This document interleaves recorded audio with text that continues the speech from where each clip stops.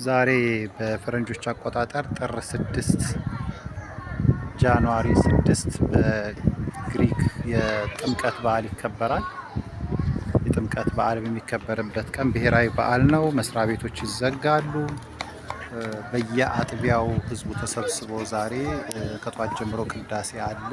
በወይራ ቅጠል አይነት አድርጎ ደግሞ ህዝቡ ይረጫሉ ካህናቱ። አሁን የቅዳሴ ሰዓት ነው። እዚህ ጋር ግን አንድ ታሪክም ማሳያችኋለሁ። ይሄንን በየቤተ ክርስቲያኗ እንደዚህ አይነት የጌታችን መድኃኒታችን ኢየሱስ ክርስቶስ ልደት የሚመለከት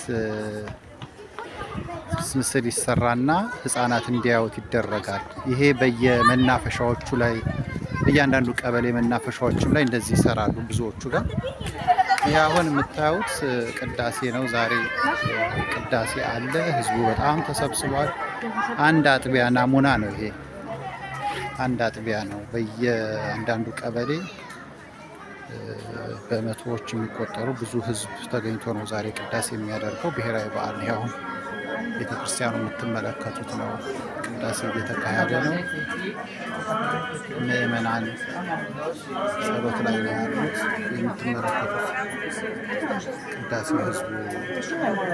አሁን ይህ በአንድ አጥቢያ ቅዳሴ ሰዓት ላይ ናቸው።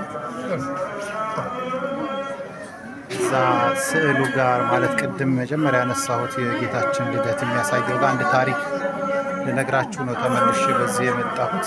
ከቀደመው ቪዲዮ ቀጥሎ ይህ ከውስጥ ያለው ስነ ስርዓት ነው። አሁን ሁልጊዜ በግሪክ ኦርቶዶክስ ተዋሕዶ ቤተክርስቲያን ስትመጡ በቀኝ በኩል ጧፍ ያለበት ቦታ ታገኛላችሁ። ትንሽ ሳንቲም ከቶ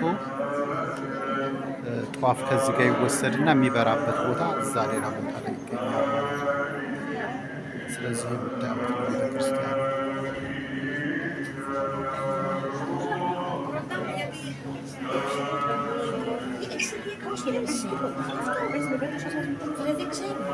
አሁን እዛ ስዕሉ ማለት ቅርጽ ያለበት ጋር ነው ማሳያችሁ እና አንድ በጣም የሚገርም ታሪክም ስላለው ነው። ግሪኮች ምን ያህል የቤተ ክርስቲያንን የጥንት ታሪክ እንደሚያውቁ የምታዩበት ታሪክ ለመንገር ነው ይሄንን እዚህ ላይ የመጣሁት። ይሄ እንግዲህ የጌታችን ልደትን መድኃኒታችን ኢየሱስ ክርስቶስን ልደት የሰሩበት አንድ ማሳያ ነው። ግቢው ውስጥ ያለ ህፃናት እያዩ እንዲረዱት ነው።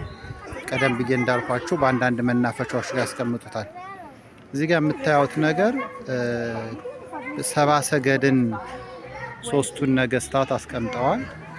እዚህ ጋር የመጀመሪያው ንጉስ አለ፣ ሁለተኛው ንጉስ አለ፣ ክራውን ያለው ዘውድ ያላቸው ናቸው።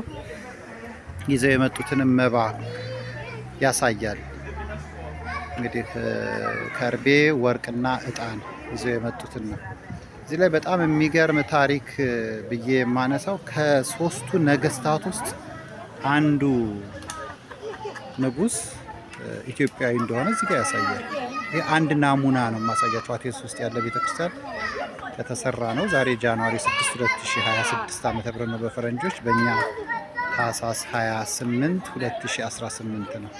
ስለዚህ ሲሰሩ ከነገስታቱ ውስጥ ከሶስቱ ነገስታት አንዱ ኢትዮጵያዊ እንደሆነ ይናገራሉ። እንግዲህ አለቃ እያሌው በጻፉት መጽሐፍም ላይ በውጪዎችም በጻፉት መጽሐፍ ላይ በዛን ጊዜ ከመጡት ነገስታት ውስጥ ከሶስቱ ነገስታት አንዱ ከኢትዮጵያ እንደሆነ ይናገራሉ እና ከኤሽያ የመጣለ ከነጮች ከዚህ ከአውሮፓውያን እንግዲህ ካውካስ ነው የሚባለው ከነጮች የመጣለ አንዱ ደግሞ ከኢትዮጵያ የመጣው ደግሞ ንጉስ እንዳለ። ስለዚህ ተጠንቅቀው እንዴት ጥንቁቅ አሰራር እንደሆነ ነው እኔ በጣም የገረመኝ እና አንዱን ንጉስ በትክክል ጥቁር አድርገው ነው ያስቀመጡት። አንዳንድ ጊዜ እኛው ራሳችን እንኳን በራሳችን በሀገራችን የኢትዮጵያ ንጉስ ከሰባ ሰገድ አንዱ መሆኑን ሲነገረን የማናምንበት ሁኔታ ወይንም የማይመስለን አለ። ከነዚህ ውስጥ ግን አንዱ ሰባ ሰገድ እንደሆነ ከሰባ ሰገድ ውስጥ አንዱ ያውም እጣን ያቀረበው እንግዲህ በመጽሐፍት ላይ እንደሚጻፉ እንደምናየው እጣን ያቀረበው አንዱ ኢትዮጵያዊ ንጉስ እንደሆነ ይኸው የግሪክ ኦርቶዶክስ ቤተክርስቲያን በደንብ ከሽና አስቀምጣለች። ይህ ዙሪያውን የምትመለከቱት የጌታችን መድኃኒታችን ኢየሱስ ክርስቶስ የበረት መወለዱን የሚያሳይ ነው።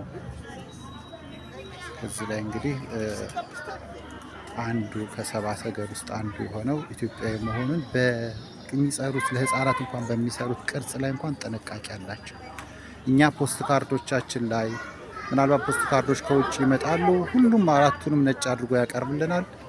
እንደው ይሄ የነጭና የቀይ ወይም የነጭና የጥቁር ጉዳይ ለማለት ሳይሆን ታሪክ ስለሆነ የኛ የራሳችን ታሪክ ስለሆነ ሌሎች እንዴት ተጠንቅቀው እንዲህ አይነት ሁኔታ እንደሚሰሩ የምናይበት ነውና እንደው ይሄ ለታሪክ ሰዎችም ለቤተ ክርስቲያናችን ጸሐፍትም ይህን ነገር በደንብ አጉልቶ መታየት አለበት። በየሚዲያውም ሲነገር ይሄ ዝም ብሎ ኢትዮጵያዊ ንጉሥ ከሰብአ ሰገል ውስጥ አንዱ እንደነበረ መንገር የውሸት ተረት አለመሆኑን የሚያስረዳ አንዱ ማስረጃ መሆኑን የምናይበት ነው። እንግዲህ ብዙ ቅዱሳን መጽሐፍት የተጻፉት በጽር ቋንቋ የተጻፉ ቅዱሳን መጽሐፍት አሉ። እንግዲህ የግሪክ ኦርቶዶክስ ቤተክርስቲያን አቴንስ የምትገኘው አንዷ አጥቢያ በእንደዚህ አይነት ተጠንቅቃ ነው የክርስቶስን ልደት የምትዘክረው። ህፃናት እየመጡ በዓይኗቸው እንዲቀረጽ ያደርጋሉ።